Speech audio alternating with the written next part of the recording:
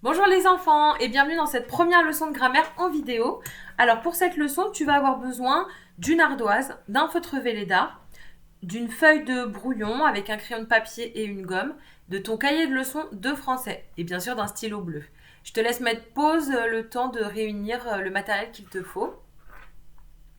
Voilà, donc tu vas commencer par prendre s'il te plaît ta feuille de brouillon et tracer un trait, deux traits, comme le dessin qui va s'afficher sur ton écran, donc deux colonnes. Voilà. Et je vais ensuite te montrer une liste de mots qui va apparaître sur ton écran. Voilà. Donc, Paris, ordinateur, Adam, jardin, etc. Tu as plein de mots qui sont affichés. Tu vas devoir les observer et les classer en deux colonnes, les deux colonnes que tu as tracées sur ta feuille de brouillon. Je te laisse le temps d'observer, de voir quel tri tu pourrais nous faire. Clique sur pause et quand tu as terminé, tu peux relancer la vidéo. Nous revoilà, donc j'espère que tu as bien réussi à trier. Comment tu as pu faire? Je me dis que tu as pu les trier peut-être par lieu, mis les villes et les pays d'un côté, peut-être les objets, par animal, par prénom. Quoi que tu aies fait, c'est très bien, rassure-toi, d'accord? Maintenant, je vais te proposer moi un tri, un classement que j'ai fait. Voilà, il va apparaître, ça y est. Donc, observe comment je les ai classés. Et oui, d'un côté, j'ai mis tous les mots avec des majuscules et de l'autre, les mots qui n'avaient pas de majuscules. Alors, dans la colonne avec les majuscules, Paris, Adam, Kenya, Venise, Clara, Madagascar et Raphaël. Tout ça, c'est ce qu'on appelle les noms propres. Tu vas pouvoir l'écrire tout en haut de la colonne, comme ça s'affiche maintenant.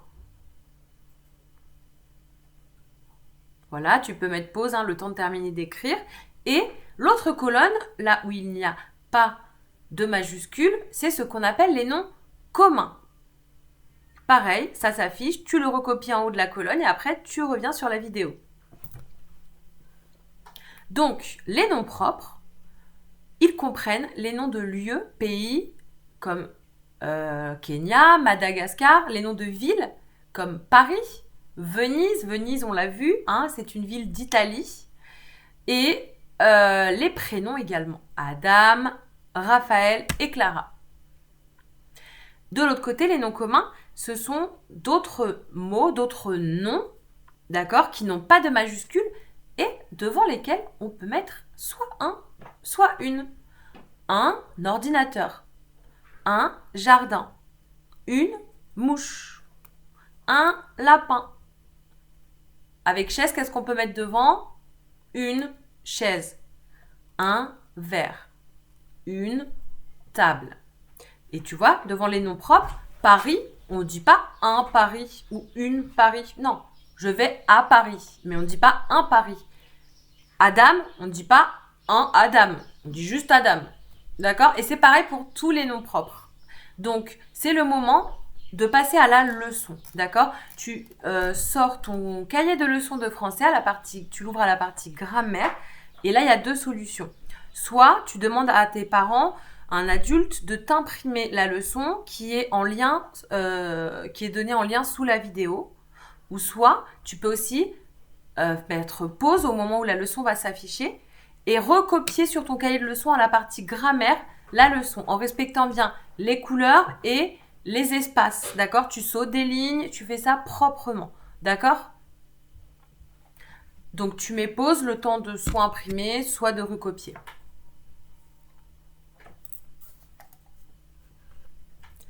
Voilà, donc j'espère que tu as bien compris cette leçon.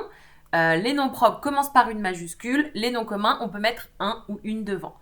On va faire un petit exercice d'application, voir si tu as bien compris. Donc pour ça, c'est le moment de sortir ton ardoise et bien sûr un feutre Velleda. Sur un côté de l'ardoise, tu vas écrire nom propre, comme ça s'affiche sur ton écran maintenant. Sur l'autre côté de l'ardoise, tu vas écrire nom commun.